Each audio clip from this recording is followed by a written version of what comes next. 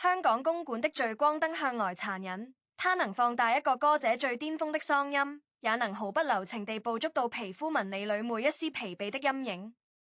那晚，張柏芝穿上訂製的銀色流蘇戰衣，踏上那個無數天王天后哭過笑過的圓形舞台，連跳3首快歌。這本是天后回歸的神話劇本，但網路上的標題卻像一把把碎了毒的飛刀，精準地釘在老態二字上。慢鏡頭裏，他某個旋轉動作慢了0點幾秒，眼角在強光下浮現的細紋，手臂線條不如20年前任何天氣時期那般緊緻。這些碎片被截圖、被放大、被配上嘆息式的旁白，迅速發酵成一場集體的美人遲暮狂歡。人們似乎忘記了，這位三子之母上次站上公館個人舞台已是10多年前的事，也忽略了那3首歌曲的舞蹈難度足以讓20歲的年輕偶像氣喘吁吁。但網路生態就是這樣，他熱衷於製造神話，更熱衷於親手把神話摔碎給眾人看。就在輿論燒到最熾熱的午夜，一則來自 Lucas 的語音訊息悄然出現在某個粉絲專頁的私信箱裏，隨後像野火般蔓延開來。沒有人預料到，這段不到40秒的音頻將會以一種溫柔而暴烈的方式，徹底逆轉整個故事的走向。最初流出的版本雜音很多，依稀可辨是 Lucas 用他介於少年與青年之間的磁性聲線，帶着一種無奈又寵溺的語氣說：媽咪，你又來了。明明膝蓋痛到要吃止痛藥，上台前還跟我說媽媽是鋼鐵人。緊接着，背景裏傳來一陣笑聲，那不是舞台上對着鏡頭訓練有素的標準微笑，更不是紅毯上矜持的掩嘴輕笑，那是一串完全失控的、毫無修飾的，甚至帶着點喘不過氣來的大笑。那笑聲裏有被兒子拆穿的心虛，有牽動舊傷的絲絲吸氣聲，有邊笑邊拍打沙發的悶響，最後甚至岔了氣變成斷續的咳嗽。就是這串不完美到極致的笑聲，讓原本鋪天蓋地的嘲諷瞬間凝固了。網友們突然意識到，他們用慢動作審判的那個老態軀殼裏住着的靈魂比任何時候都要鮮活。語音裏 Lucas 還補充了一句，他彩排時摔了3次，但堅持不用替身，說公館的台版會記住每個人的體重，他要讓台版記住真實的張柏芝。這段話配上那串笑聲，像是某種化學催化劑，讓先前的惡意突然變得索然無味。人們開始回頭重新審視那段表演影片，這回他們看見的不再是眼角的細紋，而是那3首連跳裏，他每一次舉手投足間並發的汗湧。明明最後一個定點動作時腳踝明顯抖了一下，他卻用一個燦爛的笑容將之包裝成設計好的灑脫。語音訊息發酵的72小時內，網路上發生了奇妙的質變。最初那些嘲笑張柏芝跳不動了的討論串被悄悄編輯或刪除，取而代之的是層層沓沓的懺悔式留言。有人寫道：我對着那段慢放影片笑了3分鐘，現在聽着他的笑聲哭了半小時，我到底在笑什麼？笑一個女人努力對抗地心引力嗎？更有專業舞蹈老師開直播，逐正分析那3首舞蹈的動作難度，指出其中包含多個高難度的地板動作和快速重心轉移，即使是全盛時期的專業 dancer 也需要大量體能支撐。這位老師紅着眼眶說：你們看到的那個遲緩，是他用受傷的膝蓋做出緩衝保護；你們嘲笑的手臂鬆弛，是他抱了3個孩子換來的肌肉記憶。如果這是老態，那這是我見過最該傲的老態。輿論徹底翻盤後，媒體試圖聯繫張柏芝的經紀團隊求證語音真偽，得到的回應卻出奇平靜。經紀人僅表示 Lucas 當天確實去後台探班，但那只是母子間的日常對話，從未想過會成為公眾議題。這種淡然反而讓更多人感到慚愧，因為它凸顯了整起事件荒謬的本質。一個母親在兒子面前的真實瞬間，竟要被拿到顯微鏡下衡量其公關價值。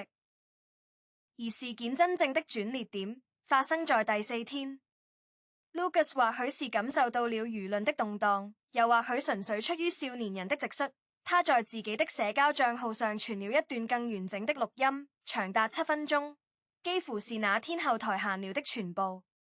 在這段未經剪輯的音檔裡，我們聽見張柏芝在確認舞步時反覆哼着走調的音準。Lucas 在一旁吐槽：你這樣會害我以後不敢說自己會唱歌。然後就是那串笑聲的完整版。原來先前流出的片段僅僅是笑聲的後半段，前半段是他正灌下一大口溫水時被兒子的話逗到槍嗨，水噴得到處都是。化妝師驚叫着搶救他的眼妝。混亂中，他邊嗨邊笑邊道歉，聲音裡充滿了真切的快樂和狼狽。Lucas 在配文裡寫道：很多人問我媽媽是不是很辛苦，我想說她很好，因為她連狼狽的時候都在笑。那些說她老的人，拜託來看看她每天5點起床健身，練舞12小時後還能跟我講冷笑話的樣子。如果這就是老，那我希望我老的時候也能像他這麼好玩。這篇貼文在24小時內獲得了數百萬個讚，轉發量更是驚人。但真正讓我心頭一戰的是底下某則被瘋狂按讚的留言：我們這群觀眾什麼時候變得這麼擅長在別人的笑容裡找皺紋了？這句話像一根針，刺破了整個事件的表象，把討論拉向更深的層面。隨着更多後台花絮和排練片段被舞者們陸續釋出，一個更完整的張柏芝浮現出來。有一支側拍影片記錄了他第3次彩排摔倒的瞬間，那是第2首快歌的結尾，需要從一個高台跳下並直接銜接滑膝動作。他落地時重心偏移，整個人向左側摔了出去，右腳的舞鞋甚至飛脫到監控熒幕前。全場工作人員衝上前時，畫面裡卻先傳出他的聲音：不要停，把這段拍下來，我要回去看那裡出了問題。他坐在地上，頭髮凌亂，右膝護具歪到小腿肚，卻是指揮約定的那個。助理遞上冰袋，他擺擺手先要來劇本，用指甲在舞步圖上畫着記號。那一刻鏡頭拍到了他的側臉，汗水浸濕了鬢角的碎髮，額頭因疼痛滲出細密汗珠，但他眼神裡有種近乎倔強的專注。後來這段影片被網友配上字幕：這就是你們說的老態。這明明是戰損裝都蓋不住的霸氣。更有趣的是，當時在場的舞蹈總監後來受訪時透露，張柏芝摔倒後要求所有人對外封鎖消息，不是因為面子，而是不想讓孩子們在手機上看到媽媽跌倒的樣子會擔心。這份細膩的舞性與舞台上那個揮灑汗水的戰士形象搭加在一起，產生了一種難以言喻的巨大反差。我們突然理解了 Lucas 語音裡那串笑聲的來源，那是一個長期在母親這種鋼鐵人與糊塗蛋雙重模式切換下長大的孩子，自然而然流露出的帶着敬意的調侃。但輿論的浪潮從未真正平靜，它只是換了方向繼續洶湧。在眾人轉為讚美張柏芝的敬業與真實後，另一股聲音悄然興起，有人開始指責 Lucas 利用母親炒作，質疑語音訊息流出的時機太過巧合，甚至陰謀論地猜測這是經紀公司為了轉移老態負評而策劃的親情牌。這波質疑來得又快又猛，帶着網路世界慣有的非黑即白。有人翻出 Lucas 過往的貼文，試圖找出他心機的證據，也有人將矛頭轉向張柏芝，說他連兒子的隱私都要消費。正當新的戰場即將開闢時，Lucas 做了一件讓所有人閉嘴的事，他關閉了該則貼文的留言功能，並在限時動態上發布了一張模糊的截圖，那是他和母親的對話記錄。畫面上，張柏芝的訊息寫着：寶貝，媽媽看到你的貼文了，謝謝你，但下次別這樣了，媽媽只想你開心，不想你被捲進大人的世界。發送時間是在貼文發布前2小時，而 Lucas 回覆的內容只有一個字，一個笑臉 emoji。這張截圖沒有任何的長篇大論，卻比任何聲明都更有力量。它展示了一個母親對孩子最本能的保護，以及一個少年對母親最純粹的維護。那些試圖在裂縫中煽風點火的人突然發現，他們慣用的解讀工具在這對母子之間失效了，因為他們的關係太簡單，簡單到容不下任何陰謀論的着陸點。這整起公館事件從群嘲到逆轉，從感性沸騰到理性回歸，不過短短1週。但它像一面鏡子，照出了當代社群生態裏某種集體焦慮的運作軌跡。我們太習慣於將公眾人物拆解成可評分的項目，外貌、體態、聲音、感情狀態、親子關係，仿佛每個人都是櫥窗裏的展示品，而我們手握評分表，有權對任何不符期待的細節施以言語的針刺。張柏芝的老態成為箭靶，說穿了是因為她打破了某種隱形的年齡腳本。一個40多歲的女明星，理應優雅退場或醫美維穩，怎麼還能滿身大汗地在公館連跳3首？這種腳本如此根深蒂固，以至於當她以肉身挑戰時，觀眾的第一反應不是喝彩，而是找出證據證明她果然不行了。而 Lucas 那段語音之所以能造成如此大的反轉，正是因為他提供了一個非腳本化的視覺，在兒子的耳朵裏，母親的笑聲沒有狀態好壞之分，只有真實與否的差別。那串岔氣的笑聲之所以珍貴，在於他毫無防備，在於他拒絕被納入任何評分系統。他提醒了所有人，我們在熒幕前審判的那個人，在另一個人的世界裏是無可取代的唯一的母親。這種視覺的切換，讓我們突然具備了某種換位的能力。如果那是我的母親，如果那是我的兒子，我還會用同樣的標準去衡量那些眼角紋路和舞蹈節拍嗎？有趣的是，事件後期，許多原本參與嘲笑的網友開始主動分享自己母親的故事。有人寫道：我媽前陣子參加社區舞蹈比賽，扭到腳還要硬撐，我笑她愛逞強。聽了張柏芝的笑聲後，我打電話跟我媽道歉了。另有人說，我終於明白為什麼我每次嫌我媽拍照不好看時，她都會露出那種失落的表情。我們對待公眾人物的苛刻，其實就是對待身邊親人的苛刻的放大版。這些留言牆像是一片溫柔的土壤，讓原本尖銳的討論長出了不同於以往的枝葉。我們開始反思，究竟是什麼讓我們對老如此恐懼？是害怕看到自己的未來，還是社會長期以來對女性年齡的變態焦慮，已經內化成集體無意識的審判機制？張柏芝的膝蓋舊傷，她每天5點起床的規律，她跳舞時力不從心卻不放棄的堅持，這些不叫老態，這叫活着的痕跡。而我們之所以對痕跡如此敏感，或許正是因為我們自己生活在一個極力抹除痕跡的濾鏡時代。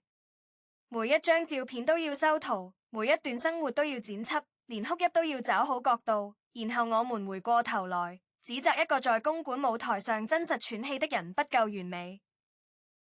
這種荒謬的雙重標準，在語音訊息裏那串毫無形象管理概念的笑聲中，被徹底瓦解了。到了第7天，公館的舞台已經拆解，貨櫃車載着音響和燈光駛向下一座城市。張柏芝的經紀團隊發佈了一則官方感謝函，沒有針對任何爭議做出辯解，僅僅列出所有工作人員的名單，從燈光師到清潔阿姨，共計200多個名字。文末附上一張照片，是張柏芝在空無一人的舞台上，背對着滿地拆卸中的藍線，對着觀眾席比了個大大的愛心。她的背影看起來很瘦小，膝蓋上還貼着顯眼的膚色貼布。但那個愛心比得充滿力量。照片沒有注解，但所有人都讀懂了。他不需要再多說什麼。那3首舞蹈，那串笑聲，那些汗水與摔倒，已經替他說完了所有。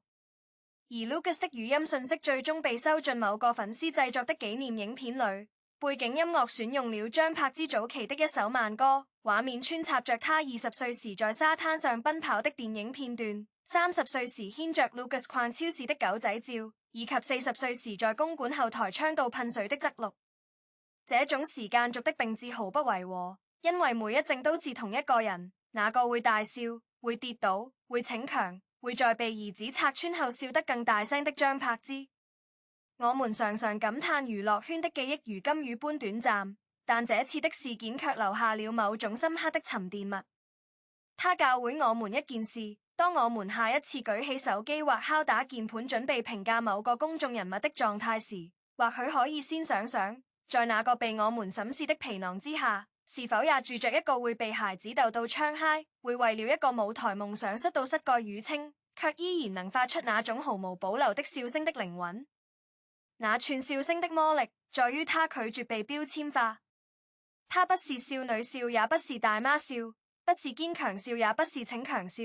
他就只是笑，純粹的，當下的，屬於那個特定時刻的張柏芝和 Lucas 之間的化學反應。而我們這些旁觀者，何其榮幸能窺見這一角，卻又何其魯莽地差點用偏見將其碾碎。所有的事物都會回歸平靜，公館的燈暗了，熱搜榜換了新的話題。Lucas 也關閉了社交賬號的評論功能，回歸校園生活。但在這場喧囂沉澱之後，我們手中留下的不該是對任何一方的盲目追捧或再度批判。理性告訴我們，張柏芝的表演當然有可改進之處，年齡帶來的體能變化是客觀事實，觀眾提出觀感差異也是正當權利，這並非需要全盤否認或全面讚美的二元選擇。同樣地，Lucas 的發聲是一個孩子對母親自然的維護，我們無需將其神化為最強星二代，也無需貶抑為心機操作，因為那剝奪了這份親情最可貴的平凡性。真正的中立是允許一個40多歲的女明星在公館喘氣，也允許觀眾說出真實感受，是肯定一個少年保護母親的勇氣，同時理解他也有選擇沉默的權利。